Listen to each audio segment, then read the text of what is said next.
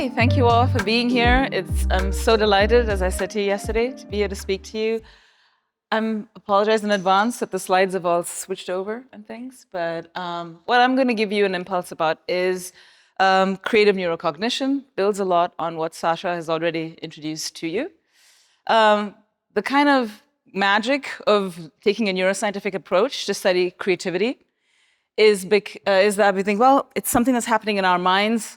We can use all these great tools to kind of explore what's happening, how is it activated, how is it engaged when we try to do something creative. The problem with the approach is that the language of the brain is not equivalent to any of the languages we speak. So there's a lot that we have to do in trying to getting the translation right, and we don't always get it right. It's been going on for decades now, so I'm here to give you a kind of overview. But actually, I want you to kind of inform yourself a little bit. And we've had these sorts of things that Sasha did with us in the previous session. I want to take a kind of more individual perspective here, your own perspective from you, okay? We think a lot about our students, how to create things for our students. For just one moment, I want you to think about yourself being creative. And just think in a second about how do you know when you are being creative, okay? And we're going to do this so this is always like the activity is going to kind of look like this. And I'm going to be like a teacher. I want all of you to write down, take like 30 seconds to articulate how you know you're being answer the question. And then I want you to talk. But for every single question I ask you, please humor me and write down what you think before you share, if that's okay. All right? So I want you to move away from your students for a second and think about yourself. Think about perhaps the last time you felt you were being creative. How did you know you were being creative? And just write that down, a sentence maybe, or two.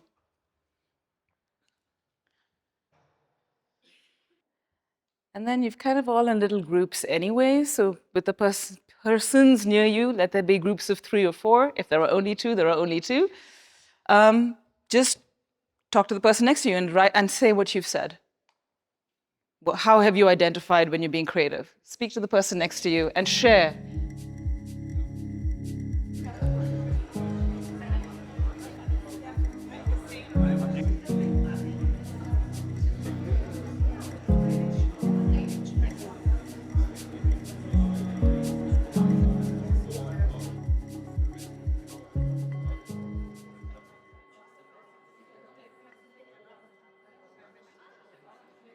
Okay.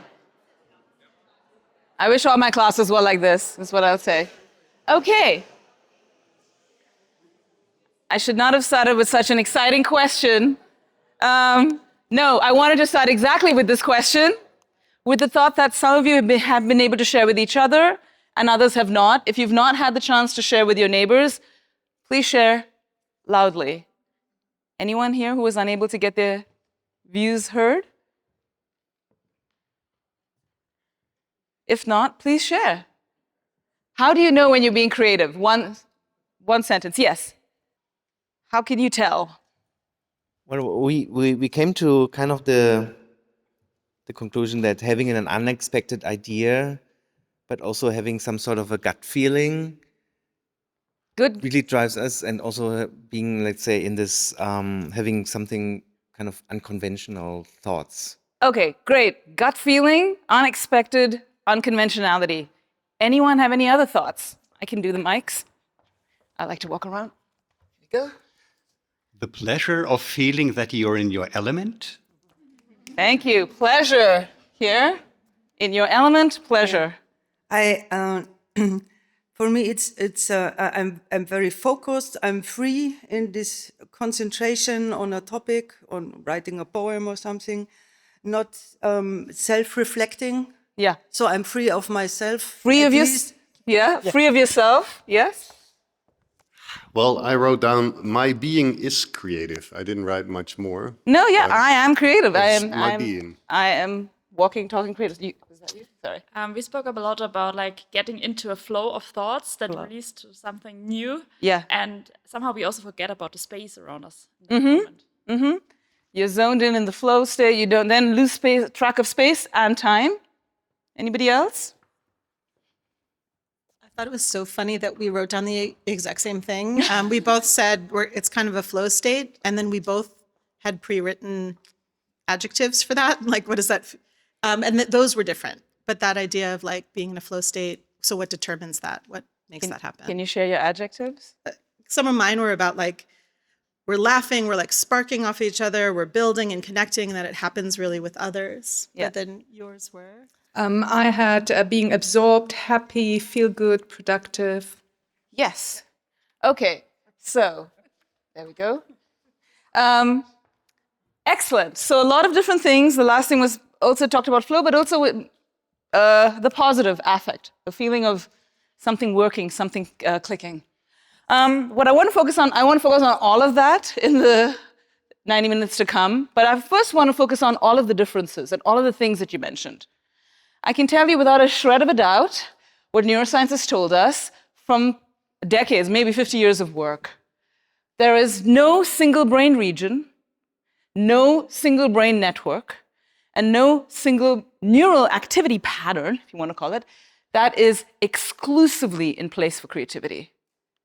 Okay? Now, when people started to think about the creative brain, they thought, how is the creative part of your mind different from this uncreative part of my mind? We love the left brain, right brain hypothesis, all the way down to do they partially overlap? And what we know for sure, yeah, is that what you have in your being, in your brain, in your mind, whatever metaphor you want to use there, is the same. It's just that what's different about creativity is the situation you're in.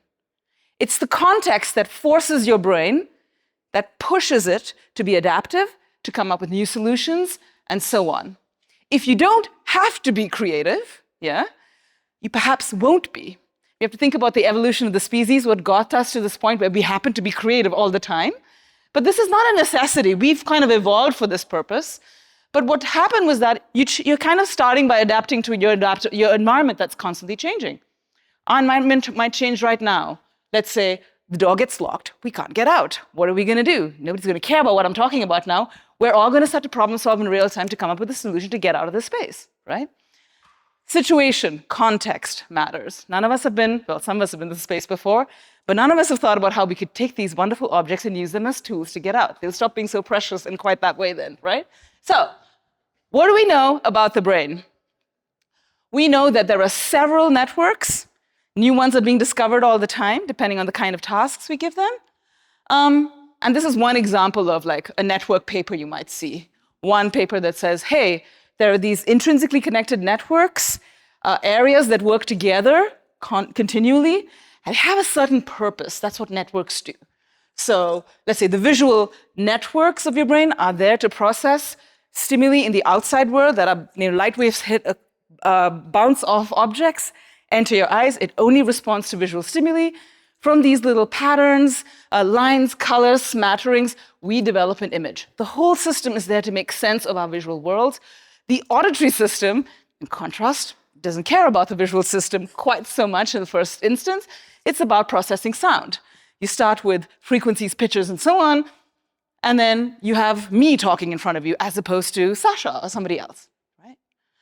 Each of these networks essentially is a group of regions have a functional purpose that's in common. And to make it really, really simple, they all have, if you think what's common to all of them, they all seem to do these receptive predictive loops, yeah? Take in information in order to be better at recognizing and responding, essentially, yeah? So let's try and do this in real time with you, okay? I'm gonna show you a picture. If you haven't seen this before, you may not be able to make out what it is. It's a purposefully degraded picture. If you haven't seen it before, your brain is trying to come up with something. It's a little bit like a Rorschach test. But what it is, I'm gonna show you the picture now.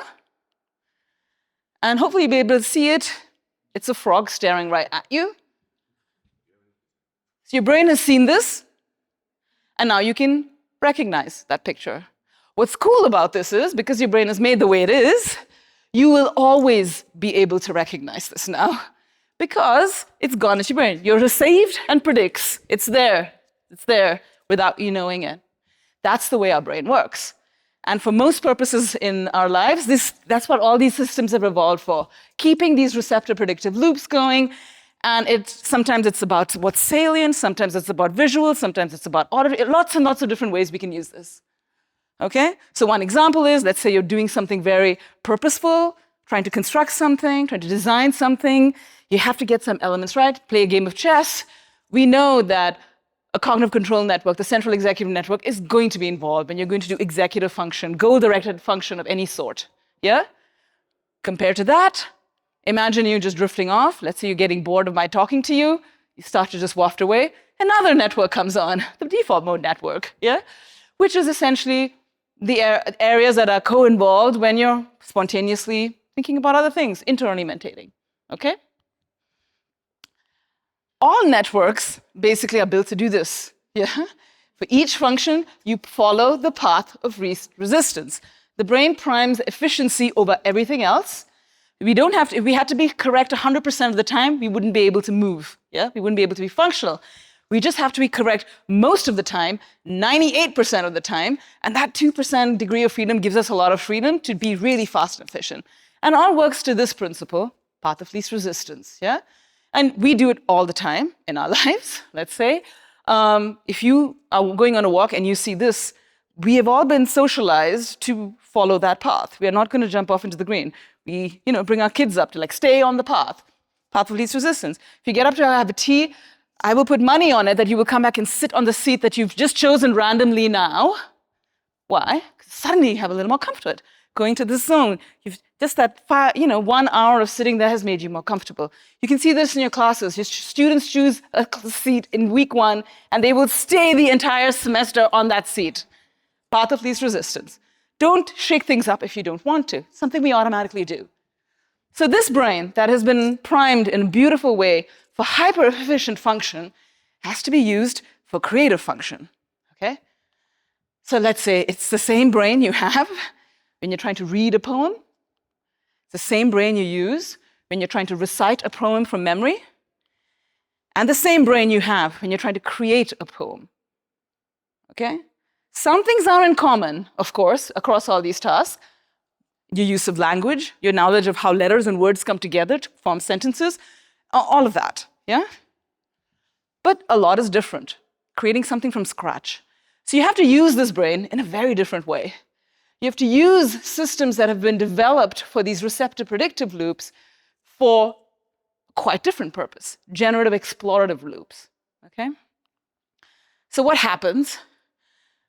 What you have to do is to overcome the path of least resistance. This is hard, yeah?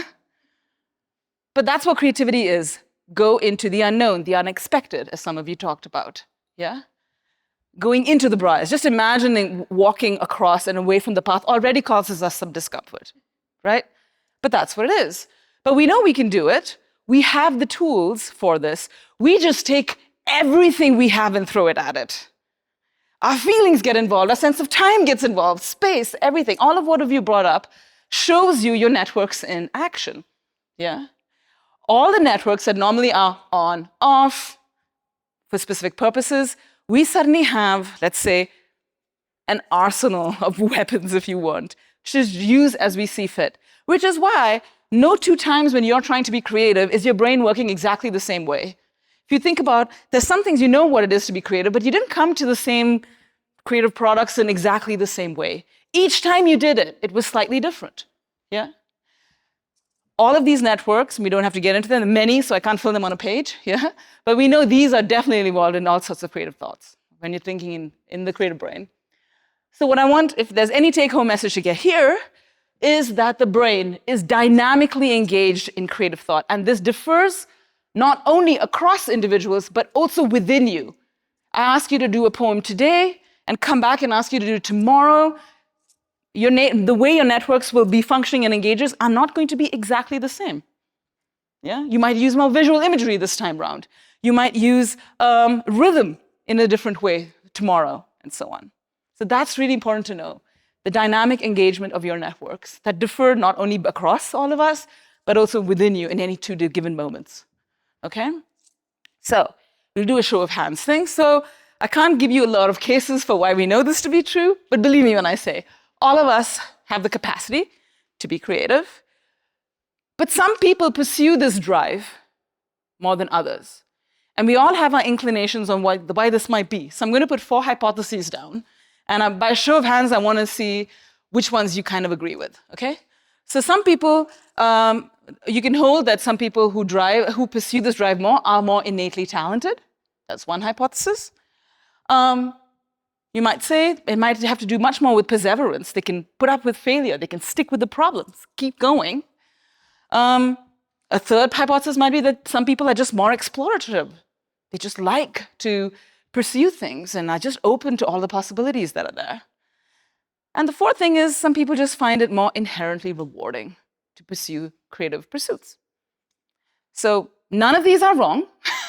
I just want to say, I want by a show of hands, how many, if you have to think about the most creative people you know, why they're more creative, how many would say it's due to innate talent, just by show of hands? Okay? None. That's interesting. Greater perseverance, ability to stick with problems. Yeah. One hand. I should have said, people have to choose one. More explorative. Lots of hands there. Okay, excellent. And inherently rewarding. Okay. All right. So this was the most popular explanation, followed by this, followed by that. And nobody believes that. That's very interesting. Let's take innate talent for a second. Obviously, there's a thing as, I'm not going to ever say there's no such thing as talent, which caused this man, then boy of 5, to compose this at the age of 5. Of course, this is Mozart.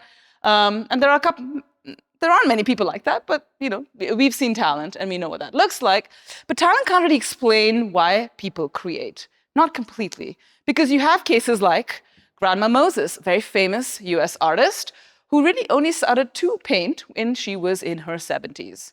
She liked to embroider and do needlework. She developed arthritis of the fingers, couldn't do that anymore, really wanted some sort of creative craft-based outlet and started to paint in her late 70s and became a very acclaimed artist in the US, okay? You can't say maybe she had talent that was untapped and so on and so on. And then we have to think about, okay, that's another big question. Talent that's not obvious at the start, but at least it points to something that has been disregarded in a lot of creative research, which is the drive to create. Drive is beyond motivation.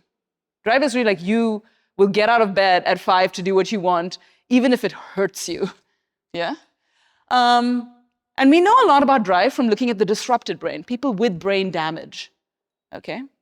So let's take one particular case. This is my favorite case because this is an example of an artist for whom we have brain-related data from before she had developed semantic dementia.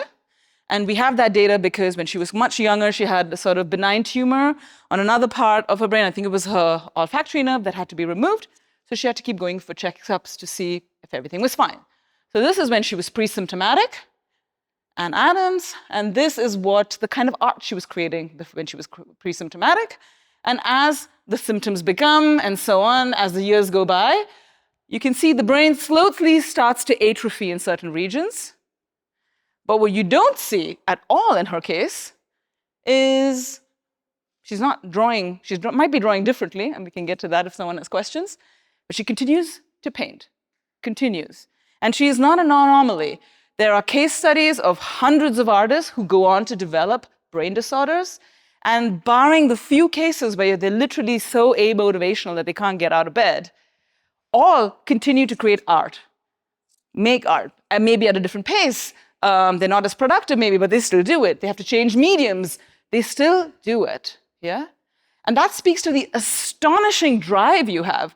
It's so easy to break our language capacity by putting a little lesion there, putting something else there. It's very hard to break our creative brains, okay? So I've argued, among other things, for the damage-resistant capacity for the human brain to create, okay? And we have questions about why that is, but it's without a doubt that our brains are in some ways built for creativity, okay? And it's very hard for us to break it. And we have to think about the roads there. So the first learning objective that I came up with was that all of us need to realize that there are many roads to Rome. Many of you are designers here. Things could happen to me, you in the future. We should not think that there is only one way to be creative. That's the last thing you should think of, yeah? You must recognize that there are varied opportunities for the ideation process because the brain has this principle of multiple realizability. many paths to Rome, so to speak. Okay, next task. To go to the next learning objective. I have here something that I want you to think about. Think of what this is. So can someone tell me what this is? A black circle, thank you. But I want you to think about what else do you see when you look at the circle, okay? Same things, write down what you see silently for a minute, and then I want you to call it out loud, okay? So, what else do you see? So for instance, I'll give you an example to get you started. I see a tunnel. What else do you see?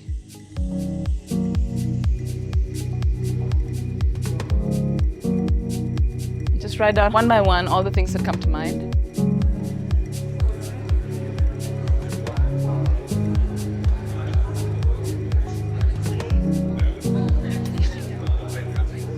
Okay. I'm greedy to know, so just pass it around, shall we? I think let's just call out one or two, your most interesting one for you. So we shared and we had quite a lot. So we see a hole, total eclipse of the sun, Japanese flag in black and white, black cylinder seen from above, and a black sphere. Wow, excellent. I'm just sharing like one or two. So I see a top of a head from angle above and my dog's nose. Excellent. Yes. Yes?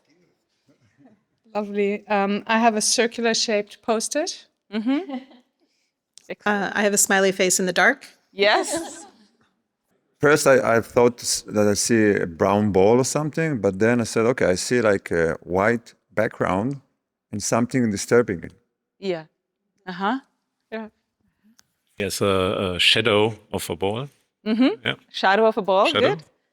A molecular thing, something. Okay. I also saw the Japanese flag in black and white and also like a lamp. Yeah. Does anyone have anything that nobody has said? Yeah, keep going. Okay. Yeah. A darkness. The darkness, that's good. I can see the introduction to a James Bond movie. Yeah. You know? Perfect. Perfect. Yeah. Yeah, basically I see a white square, a black line, and a black point. And it really remind me of some video games or ping pong table you can play it with. Yeah. Excellent. Somehow even the color doesn't fit it. I see an exit in it somehow. Yeah. An accident, okay. I see the earth and the part of a cheese. Okay. A lot of negative space and a golf hole, even though I don't play golf. Uh-huh. A table from above. Right. Nice. A burnt pancake. Okay. I see an eyeball. An eyeball, okay. Pupil. The eclipse. The eclipse, yeah. Well, there's a long list, but I first of all see a black bulk, a black, on top there. Oh, damn. Yeah, okay. And a gigantic white background. But I saw that, yeah, there's another. Yeah, you noticed more. I wrote it down. Yeah. Okay, we also had an eye, a pupil looking at us. Yeah.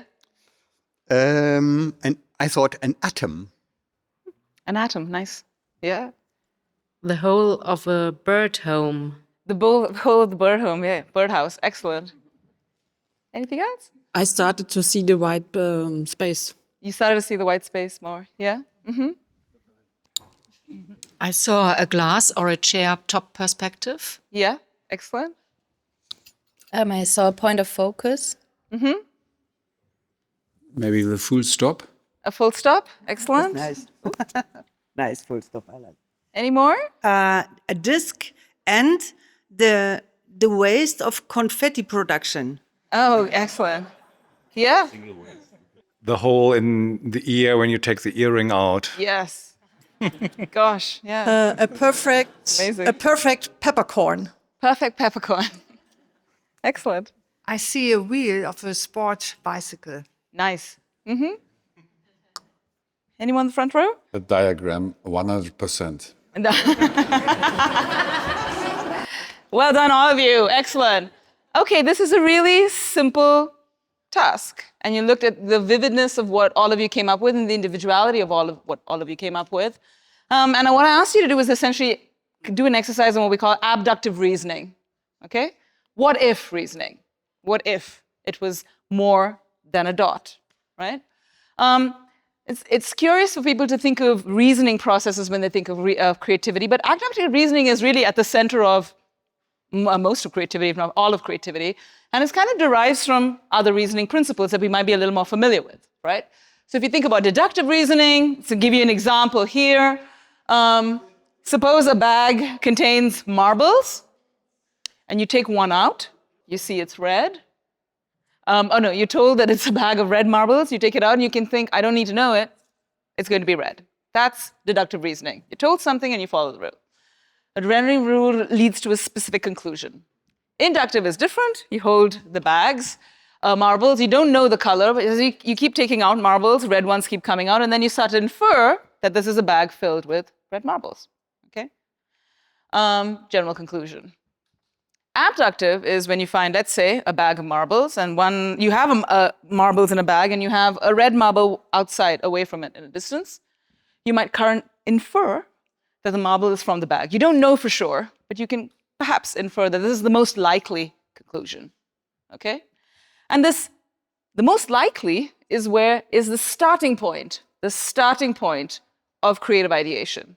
What if, what else, what might be, yeah? And we can go to the best prediction, and we can go to the next best prediction,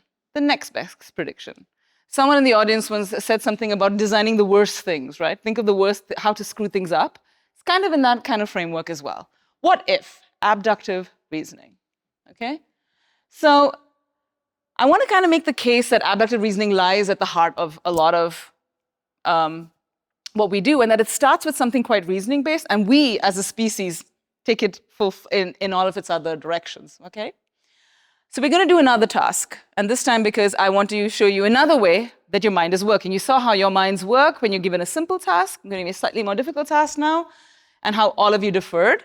And I'm going to draw on an old task in psychological research, very old one from the 60s. I'm going to show you a picture, and we can't do it in the old way. We're going to do it in the quick way because we have so little time.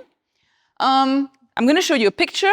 It's simple to look at and make out picture, but I want you to create a story about this picture. You need a very short story, like a 4-line story. What is happening in the picture? What came before it? And what's going to come after it? Okay? Does that sound okay?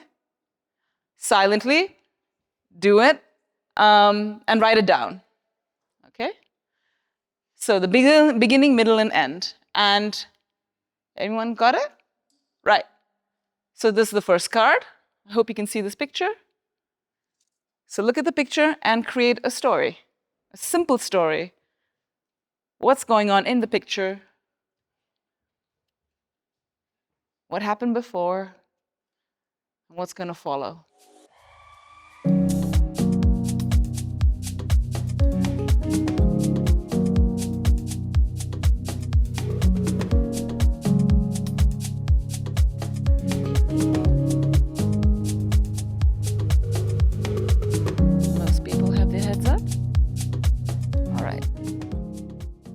Now to the second card, same issue. Story, you get a picture, story to create, talk about what's happening in the picture, the before and the after. And it's the same picture. I just want a second story. New story.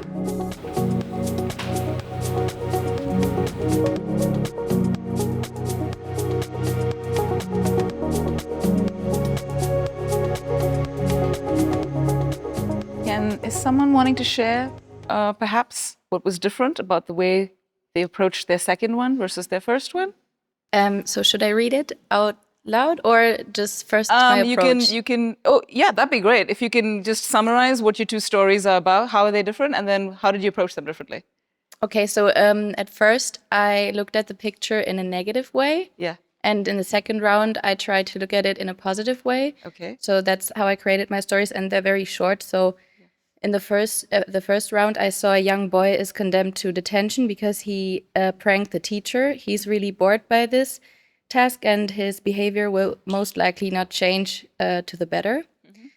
And in the second round, a young boy is reading a book about quantum physics. His favorite uncle gave him the book because the boy seems to have no interest in playing or doing things kids at his age do. He will become one of the most famous quantum physicians. Okay. Excellent. So you started, yeah? There's another one here? Okay. So what did you notice? Was it just very easy the second time round? Was it more difficult? I noticed that I wanted to, because he looks a bit bored to me in the picture, because I don't know, maybe the grading, the black and white, it looks a bit like he's in detention to me, so in a negative way. And I had to force myself a bit to think differently, but I didn't want to create the same narrative. Yeah, so you had to push yourself in a different way, and you, again, were driven to write a completely different narrative, so used another approach. Anyone else? Yeah. Maybe this is due to the task. So my second story is a lot longer, basically more detailed and so on. And the first one, he went to a museum, then he looked at a picture and then he paints one himself. First story. Second one, he met a girl, fall in love, and he wrote a letter. Now he's staring at this letter and thinking about how to hand it over. And so on, the last scene will be he gives to her. Okay, wow. I realized that in both stories, I started with what is going on in that person and then created what was before and what was after. The first one was much more intense for me. And the story is a sibling died. The person was a musician, and the boy is mourning about the loss of that person and feeling the absence. And not being able to hear the sound of the music anymore. And he is going to create a shrine. Gosh, yeah. Beautiful. I love doing these in classes because no two people have the same two stories. It's fascinating. They go from the same image, but we use it, and I'm more interested in how we push ourselves to come up with two different stories. Anyone else wants to share their stories? What was different? Was it easier the second time or the first time? How many say it was easier? Show of hands. Okay, and more difficult for the rest? Which story were you most satisfied by? The second? Okay, lots of individuality there. Did you find yourself surprised at what you came up with? Surprised at yourself? Yeah? I ended up writing more stories because it was fun and they came faster after the first one. And what I was surprised by is I thought it would go a certain way, but as I was writing it, it's like his feelings shaped my story. So I just felt like it sort of like trying to be in his head sort of took over and gave me a different ending than I predicted when I wrote it down. Yeah, that's excellent. It's what a lot of writers report. They get into the right heads of their characters, and the characters take it where it needs to go. It's a lot less top-down and more bottom-up. Yes, is there any more? I think Martin wants. I could just speak loudly.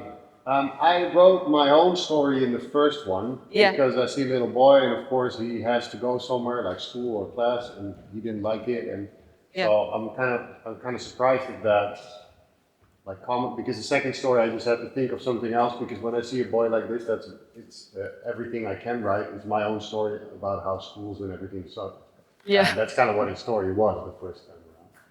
Yeah, thank you for sharing that, because a lot of the time that's one of the reasons why we do many iterations of the same thing is to get the most obvious stories out first, so you can get to the more interesting.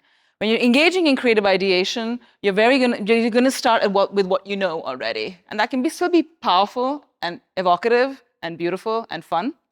But to get to like unusual places, you kind of almost have to clear out your head of everything you know, or everything that's going to take you down that path of least resistance, to push it into areas that are even unexpected for you.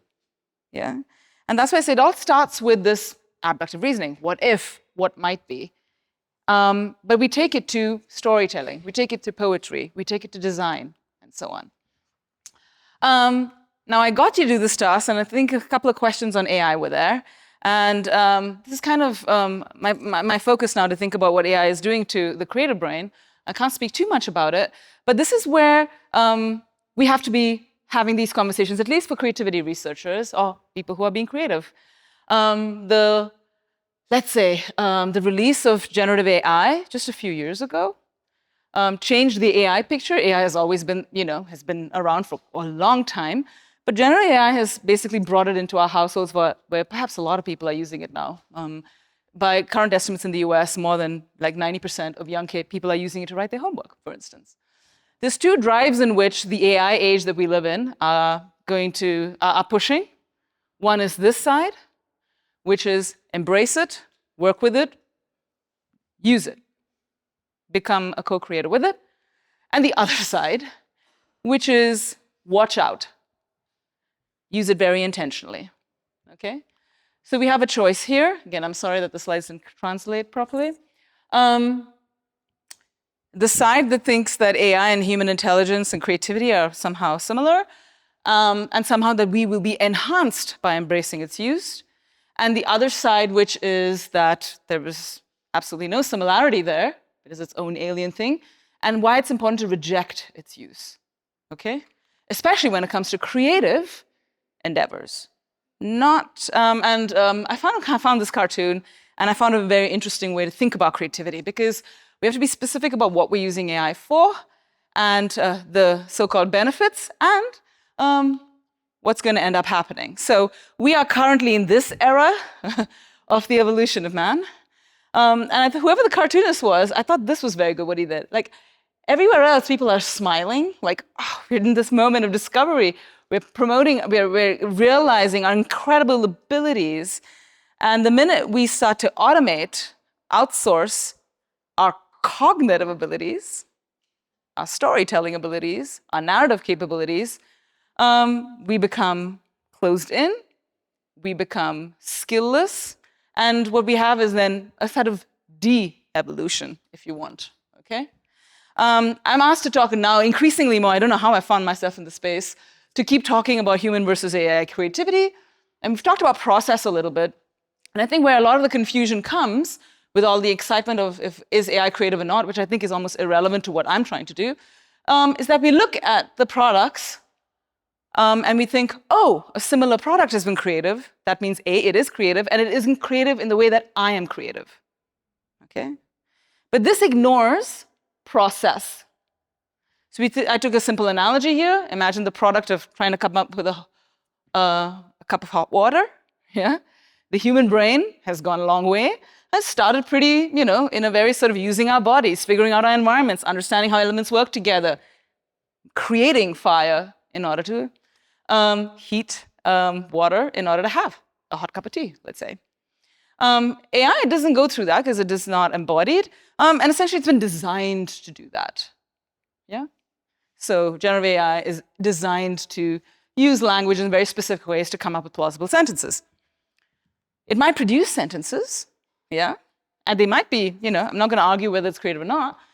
It is nothing to do with our processes, though. So we have to be really careful about confusing product with process. And the main thing I want to sort of warn against is if I did a little sort of story writing exercise with you, you saw what happened to your mind, you saw how you had to push yourself. It takes effort, it takes drive. If you take away all of that, what are we going to end up with? If people are no longer generating their own question, not pushing themselves, what are we going to end up with in terms of our skills and our abilities? Whatever gets outsourced, doesn't get used, will stop being evolved. Will stop being used in the same way. Now, flow has come up a couple of times in this session as well. This is Csikszentmihalyi's famous model. What do you see here? When do you experience flow? When there is a balance between what you can do and the challenge you face. And the more you engage in activities where you push yourself, your abilities increasing with the challenge, That's the state of flow that you're in, and then you're more productive. So every time you do that well, you up your game, your skill level is up. If you don't do it, then you have no skill level, you have no flow. So when we think about students and think about what challenges we give them, what we engage in, remember, outsourcing skills means they don't get flow. They can't meet their challenges because they don't have the skills. Okay? This is really important. He pointed this out to us ages ago. In the model that Sasha presented to us in the creative process, we didn't talk about the first part, which is preparation, as much. We love illumination. We love insight. We focus so much on that because that's where the meat is. That's where the idea is. But without preparation, you have no endogenous creation of your own ideas. Okay? So there's increasingly more, there's a lot of work on flow, by the way, outside of the context of creative ideation specifically, into the context of what it does for us in terms of our species. It's a wonderful paper on public health about why flow is important, not just for our individual sense of happiness, well-being, a self-actualization, but for the community, and why the arts and crafts are the best thing to engage in, whether you're trying to do it for your job or not, yeah? Because it's the biggest bang for the buck in terms of flow. So this y-axis here is environmental impact, so in terms of how much you need in terms of resources to do a particular activity. So let's say meditating, you don't need many resources, you can just sit silently somewhere and do it, so that's why it's low. And this is the flow state score. This is from 9 upwards, so it's already like, this is high, this is all high flow. But what do you see here? A mere engagement in arts and crafts, arts for art's sake, crafts for craft's sake, improves, basically it's skill building. Meeting skills and the challenge skill balance means we engage in flow, we feel better about ourselves, we understand each other better, yeah? And we can actually capitalize on it at a community level and a societal level, which is so this is how powerful flow is beyond the individual. So if we interfere with that ability for people to engage in flow, which is hard, which means doing things, we will not develop skills.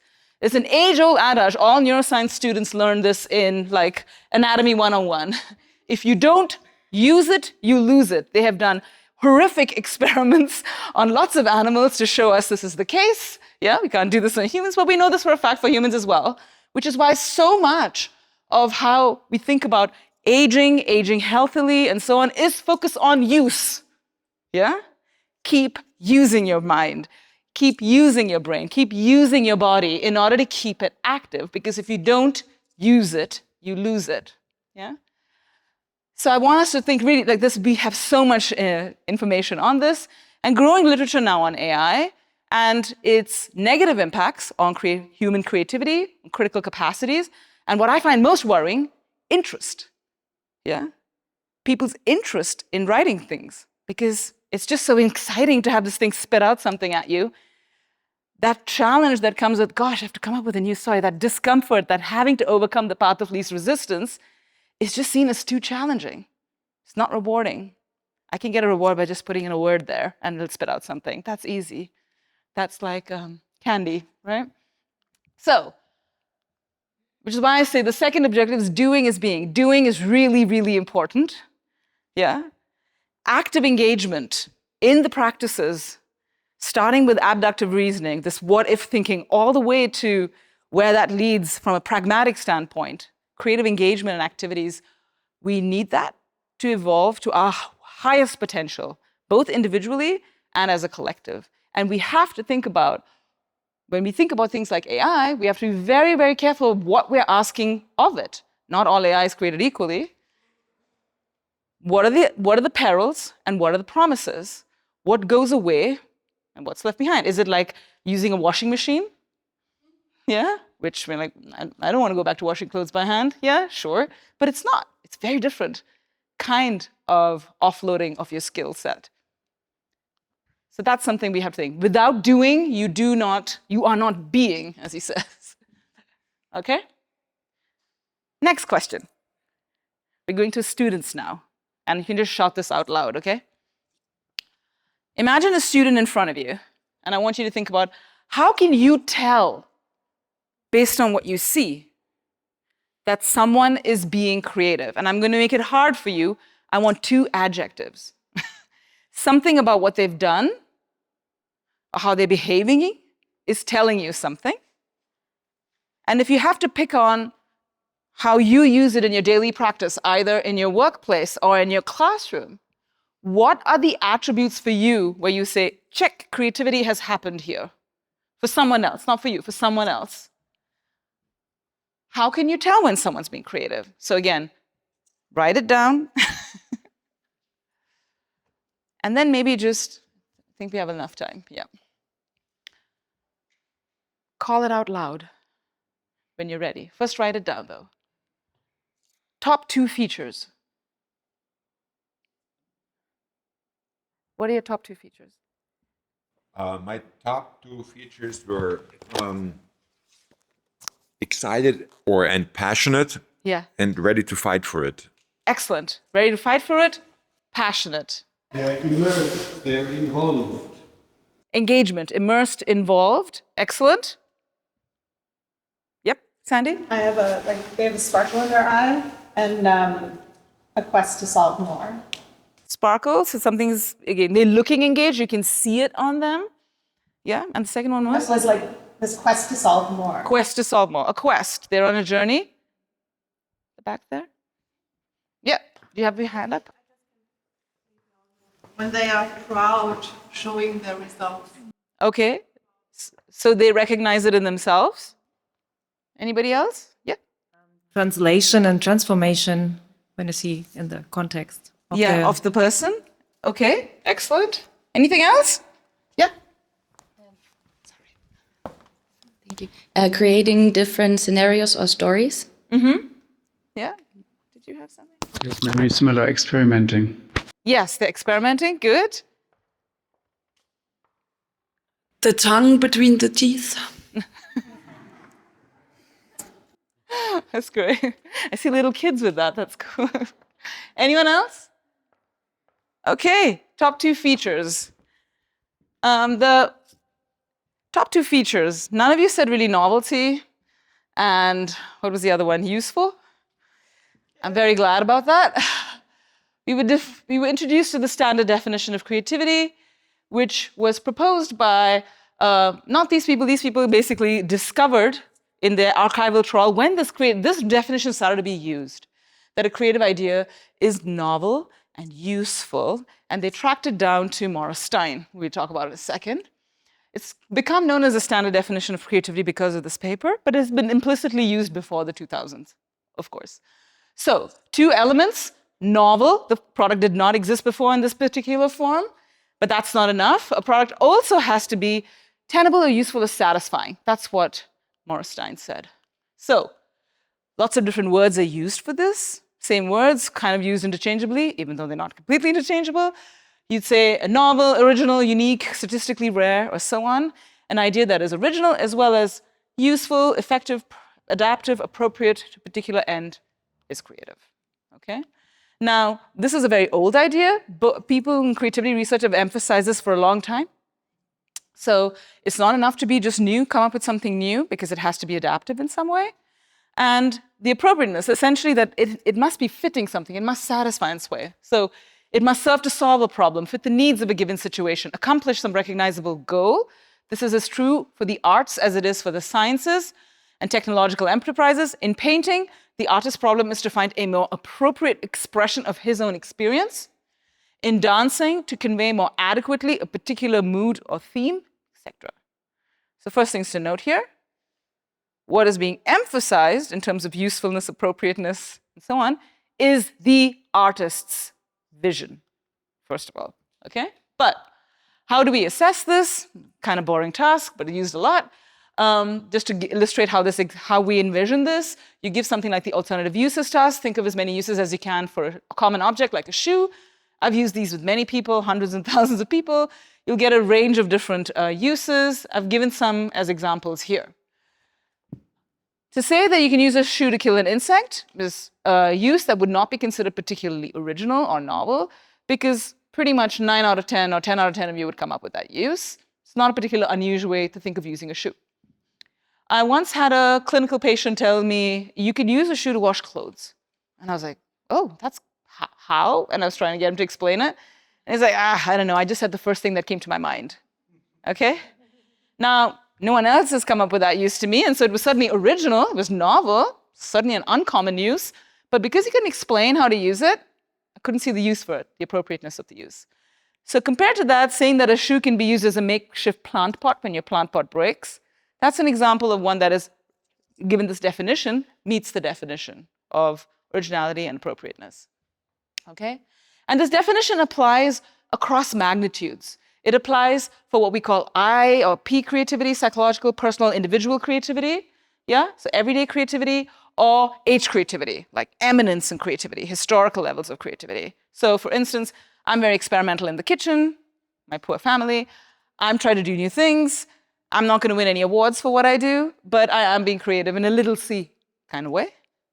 Elena Regadas, okay, best chef in the world, apparently. You know, what she makes a new dish, people are going to pay attention. And the impact of what she's done is what people are looking at here. There's a continuum implicit in this, yeah? So all of us, I've used children here to start with, but it's not really children-based. You could start a new skill today, and you would start here, mini-C, trying to, let's say none of you are poets, and I say, okay, from tomorrow onwards, try and be a poet. You'd start here, and with time, with experience, you move your way up. Yeah? This is a human, incredible human ability, our domain general levels of we can do anything we want at almost any stage. And we start and we move up based on how much we practice, right? So this definition is supposed to apply across all levels. When you're looking at a child, or whether you're looking at people who are considered to be like the reigning experts in their field, okay? Now, there's lots of problems with the standard definition. And every time I do these talks with artists in particular, I've never met an artist who is satisfied with this definition, seriously.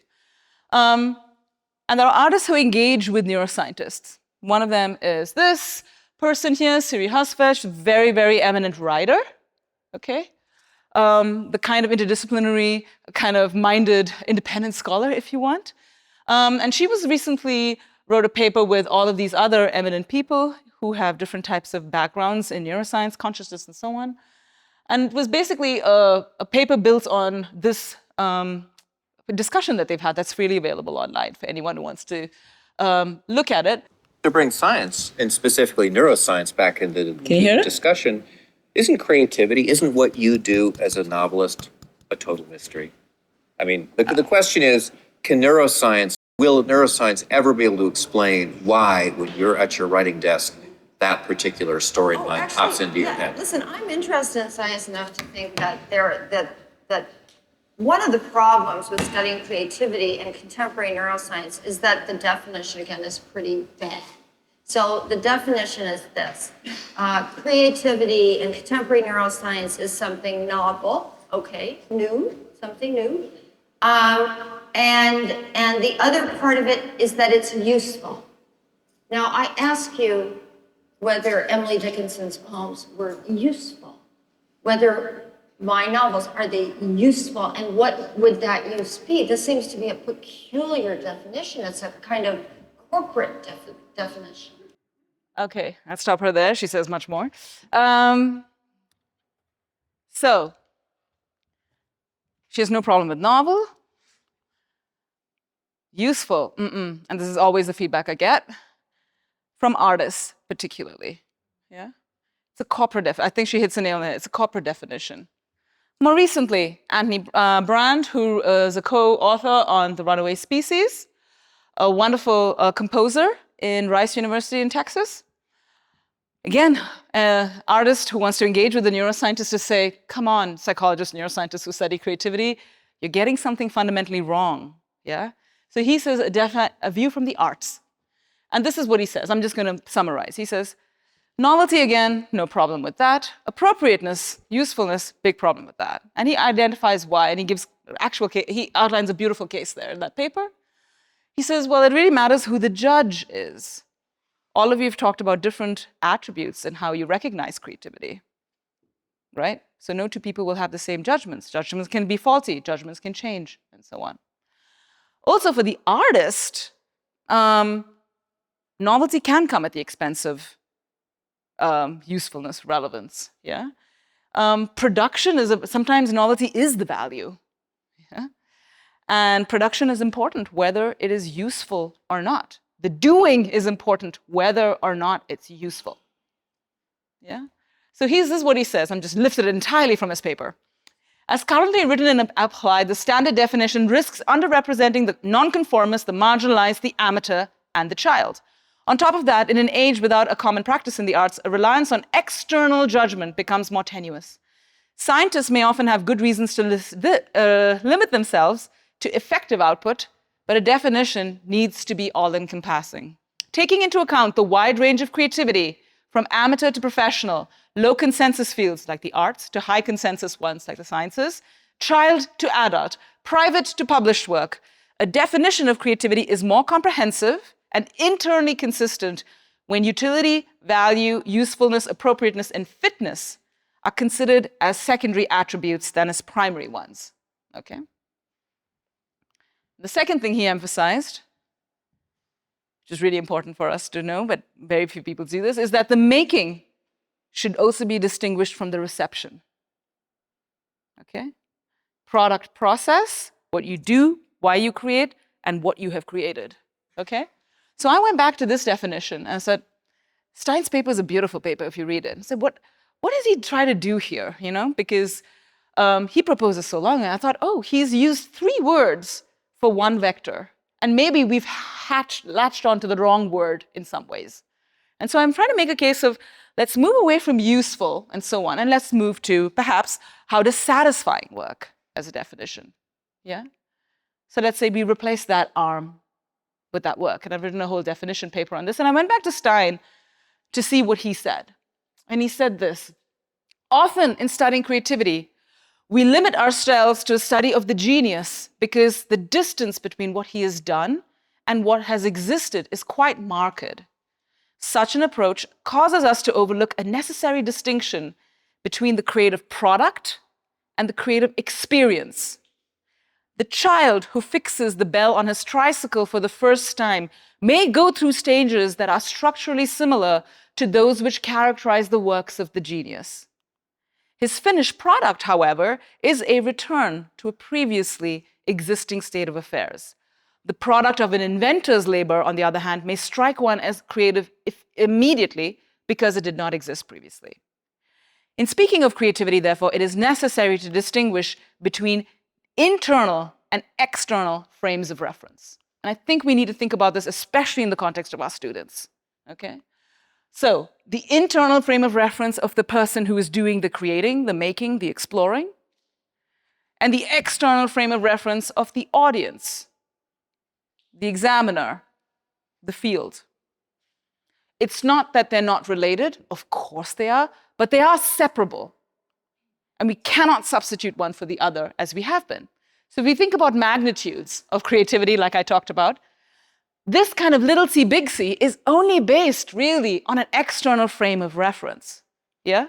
The more people recognize me as being a fantastic cook, the more apparently creative I am. That's the external frame of reference, right? That's how it's applied. But the internal frame of reference is what goes on in my mind, in your mind, in our brains, in our bodies when we are trying to create. And then there's not that much difference between me and Elena. She's way better at it, obviously, but we're not going about it in fundamentally different ways. Yeah? So, defining creativity in this way as coming up with ideas, products, whatever, that are novel and satisfying accommodates the perspective of the recipient and the creator. Your students might have made something that they find creative that you don't. And we have to examine, are we just saying it's not? But we have to examine, if we have 2 perspectives there, we can understand what's going on a little bit better. Yeah? The problem from the standpoint of research is that the internal frame has been pretty much ignored, at least in psychology and neuroscience. So most of our work is based on the external frame of reference. We know a lot, we think a lot about the creative brain based on what other people have said about creativity, not from the people who create. Okay? So, Why do the perspectives matter? It matters because we should differentiate between where the creative process begins in the experiencing person and where it ends. And this is really important from a student standpoint and an experimenter standpoint. Recognizing that these are two different frames of reference that are related but separable allows us to cater, I think, a lot better to students' creativity. Yeah? The necessity of distinguish between these two frames of reference is what I want to emphasize in the third learning objective, how it all begins and how it all ends. Distinguish process from product in order to understand better. Okay? Final question, I think, is here, is identify, think about this thing. What is it that your students should have or should be able to do as a result of their design training or education? If you had to identify what they must be able to do, yeah? Again, I want you to verbalize it, write it down. If you're being, I don't know, your department is being assessed and you're saying one sentence, what should your student be able to do as a result of them passing through your program of study in your department or your training through your foundation or your institute? What should they be doing? How will you know that it's worked?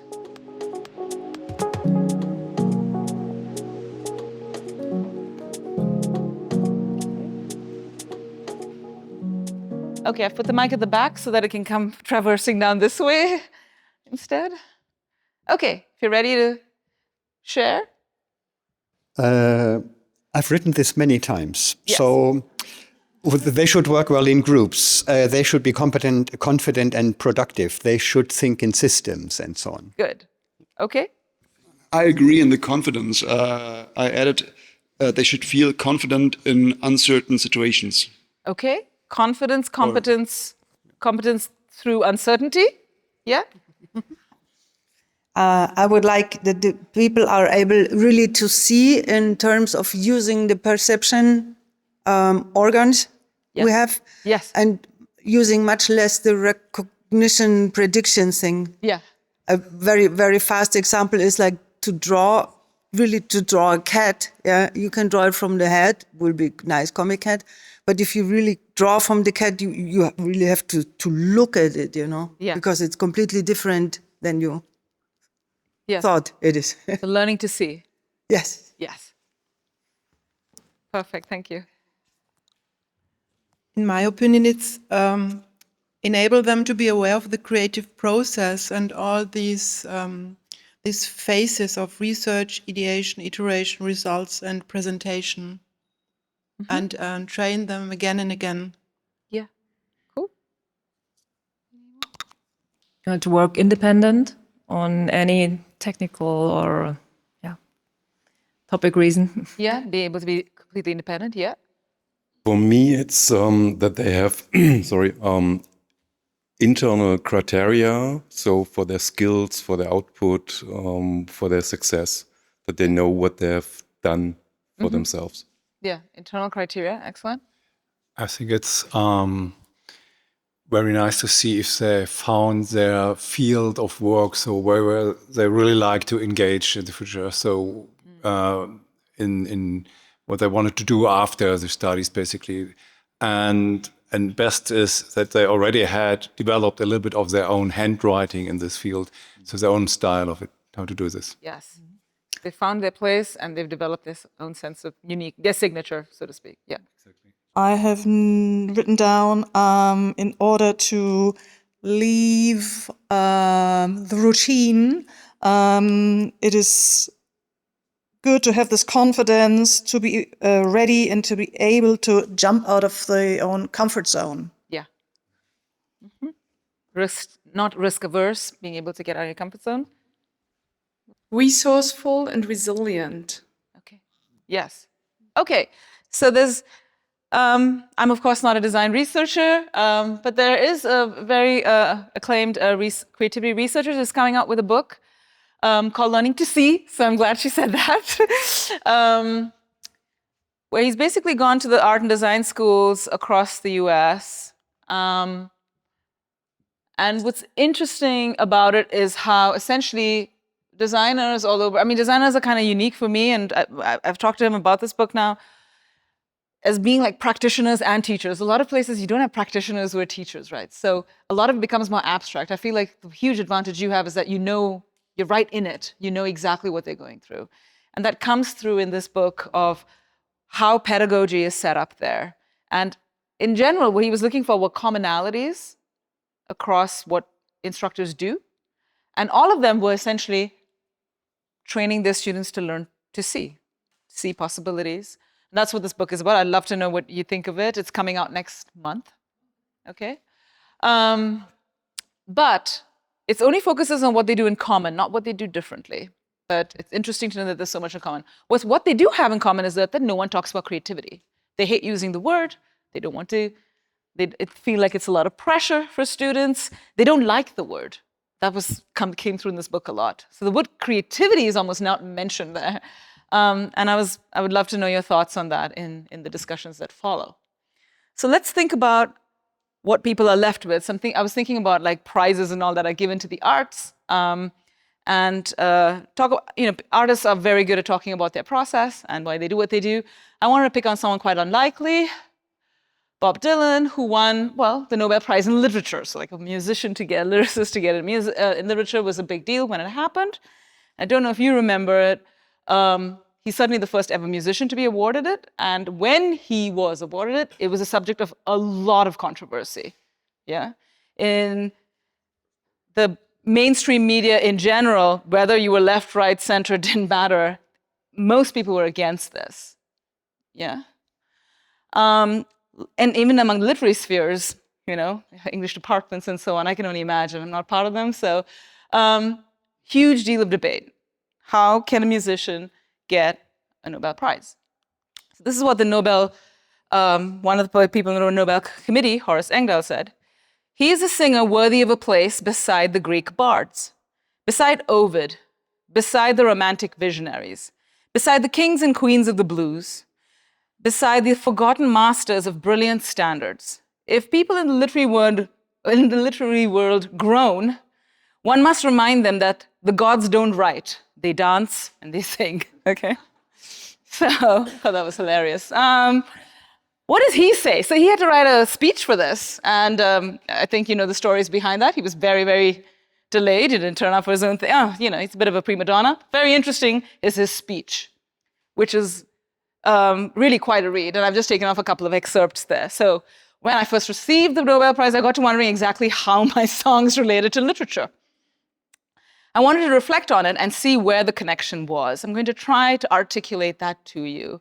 And most likely it will go in a roundabout way, but I hope what I will say will be worthwhile and purposeful. So I picked on this as an example of, someone who got an external validation, getting the Nobel Prize, something he really wasn't working towards. And this whole thing is an exercise in the internal perspective of what he thinks might be the value of what he does to literature. It's a kind of beautiful examination, even though it's completely sort of stream of consciousness, so to speak. So what does it all mean? Myself and a lot of other songwriters have been influenced by these very themes. They can mean a lot of things. If a song moves you, that's all that's important. I don't have to know what a song means. I've written all kinds of things into my songs, and I'm not going to worry about it, what it all means, okay? And then he picks on literary examples. When Melville put all his Old Testament biblical references, scientific theories, Protestant doctrines, and all that knowledge about the seas, sailing ships, and whales into one story, I don't think he would have worried about it either, what it all means. But it sounds good. You want your songs to sound good. Our songs are alive in the land of the living, but songs are unlike literature. They're meant to be sung, not read. The words in Shakespeare's plays were made to be acted on the stage, just as lyrics in songs are meant to be sung, not written on a page, not read on a page.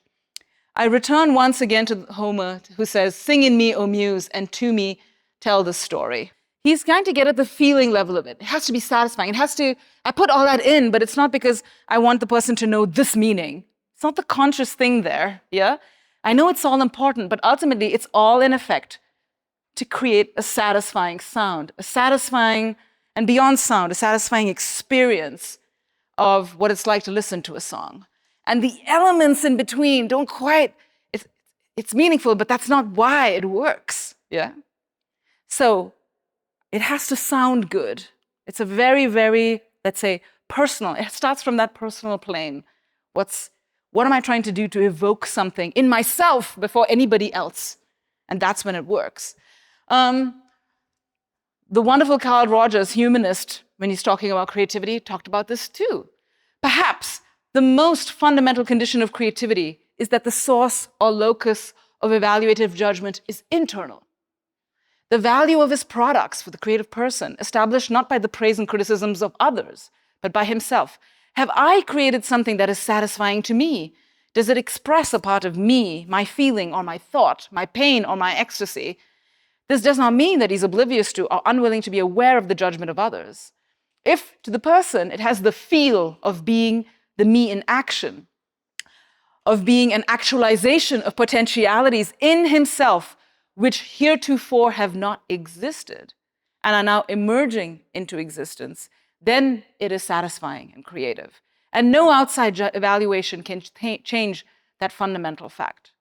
There's a lot that I love about what he writes, but it's really about understanding how can we engage this in students. Like, it's good for them to, if we focus on them, are we really focusing on what they have created, what potentialities they have discovered in themselves? And is there a way to do that better, especially in the world that we're in now? Yeah? Now, I hope this explains itself. But we are living in a generation of kids who are very, very, very focused on their external frame of reference. They know so much about their peers. They know if their peers liked a picture that they've posted. They're completely entrenched in externally validated, external focus of control, always. They can't, we had, let's say, if you grew up like I did, perhaps not, Germany would have been a lot more advanced, but, you had the news analog. You didn't know what everybody else thought of it. You had some time to form your own internal locus of opinion, your own internal focus of what you meant for you. They don't have that. They know instantly whether it's something that their peers like, whether it's acceptable, whether it's not acceptable. So I do think we're in a really unique phase that we have to think about. I mean, we're talking about AI a lot, but we also need to think about what kind of environment they are in. They are very, very strongly externally toggled. Yeah. And so if we want to create this kind of curriculums and programs that allow them to identify something internal, something away from that norm of others and what they think, we have to really rethink how we do this, because they are entrenched in the way that we never had to be. And there's a lot of work on creative environments and what it means to be creative and how spaces and the people you're around, if you're completely essentially are only linked to people like yourselves, yeah? And I think I can't speak for all of us here, but a lot of the time students tend to be in very, very homogeneously thinking communities. Work of Kevin Dunbar in like scientific reasoning, at least, has shown that it's really like having one brain. It's like the Borg, yeah? To really, to really be able to capitalize on creative spaces, creative communities, creative distributed reasoning, we have to be able to encourage individuality. And that, I think, is the hardest task for us, because we're so entrenched in whatever things that we care so much about in terms of politics and environment and so on, that it's very hard for this dude to come out and be themselves, or that person, or that person, or that person. It's much easier for them to be, if you want, they might look different from each other, but they think the same, yeah? So for creativity, which is all about discovering your individual potential, realizing what your unique view, the way you see the world, this is a problem. And we have to think more about how we do this. Now, I want you, through a show of hands, to think about, I asked you, how would you know that your students are going to do well? In my own examination of teachers and practices, and this is in schools, they differ a lot in terms of how they look at kids. Yeah? When I say, well, when you're looking at someone's creativity, how are you assessing it? Is it based on their peers or their cohort? It's kind of what most of school is like. Is it based on your own expectations. You have the yardstick of this is what a good student is, this is what a creative student is, this is what you have to reach. So it's not the peers, it's you. Or is it the student? Where are they today compared to a month ago? And this affects how we're nurturing their creativity. These are external frames of reference, and they're necessary. We can't do without them. But this is internal. And if we essentially ignore this, we're not looking and catering to and nurturing the individual potential of children, students more largely, or even of ourselves. Yeah? So when we think about just things like assessments, evaluations, what we want from our students, these are the kind of things we want to think about. Who am I comparing this person to? Themselves, their other cohort, or me, my idealized me? Yeah? That's important. I don't know if you've read this book. It's magical and open to the world, and it's very, very way of being, internal perspective. A lot of the times in schools, the models they use for mathematics and science and English and so on, and literature and so on, we use the same models. We compare them to the standard, and it's all a bit warped. It's warped even in those contexts, I think. But it's especially warped when you're thinking about creativity. And what this embraces is really strengthen a person's understanding of the, let's say, of the creative process being a hard one that you have to sort of open yourself to create the kind of setting to allow things to happen, become a little bit, more than open-minded about it, yeah? Enjoy it, and really go where the impulses take you. It's a real examination of the fruitfulness of having structure, pursuing your internal voice to understand where your creativity is. Now, when this book came out, he was on the interview circuit, and I followed him like a crazed fan. And so I have a clip that I could like to play that, and for those who don't know, of course, I'm sorry, I should have perhaps introduced him. Rick Rubin is one of the most successful music producers of all time, okay, in the US. And so this is, hopefully, I hope this works.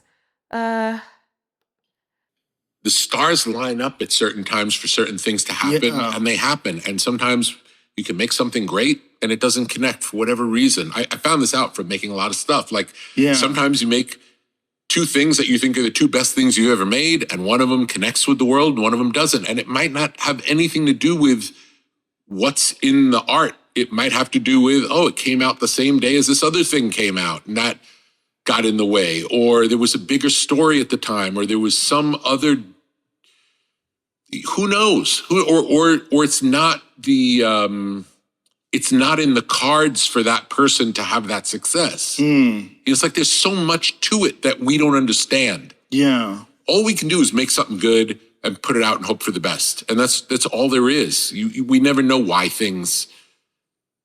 does something work? Even if you make a piece of art, you might, and it works, you may not know why. So the divide between the internal and the external frame of reference is captured there. You must do what you must do. You must understand that it is a fickle process. You must fully embrace that this is not going to be predictable. You're going to get what you get. And also understand that you have no control over the outcome in many ways of how other people see it.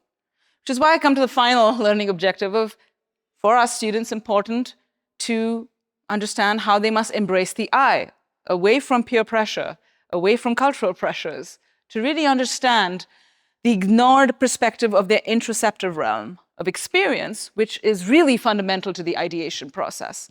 The external must follow from the internal. The external cannot impede or impinge on the internal. Otherwise, it will come at the sacrifice of your students' abilities. Yeah? It begins from within, and it's about going beyond that. So a lot of the time, I would say when people are happy, a lot of people have responded well to the satisfying definition. I was like, the novelty is still important. Yeah.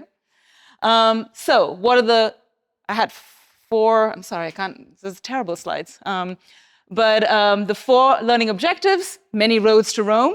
Yeah. Doing is being. Think about how it begins versus where it ends, and embracing the I. Yeah? And I mean the true I, not what the expectations of others' I, but the true I of the individual. For anyone who wants to learn more about the nerdy side of creativity, you can see some of my work, which is some books both authored and edited that have come out, including most recently The Myths and Truths, because there are many myths about the creative brain. I thank you for your attention. I think I have 10 more minutes, but we finished at 1, so I'll leave it up to you to decide whether you give me those or not. But thank you so much for listening.